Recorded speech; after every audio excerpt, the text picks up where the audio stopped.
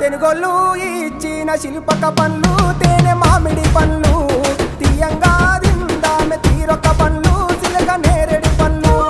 కాపోళ్ళు ఇచ్చిన మక్క కంకులు అవి పాల కంకులు కాల్చుకొని తిందాము కందికాయలు పచ్చి పల్లికాయలు గుజారి గుజారి మామిళ్ళ కిందో నల్ల మామిళ్ళ కింద కుసుమరోళ్ళేసిన కుందన బొమ్మ అది కుందన బొమ్మ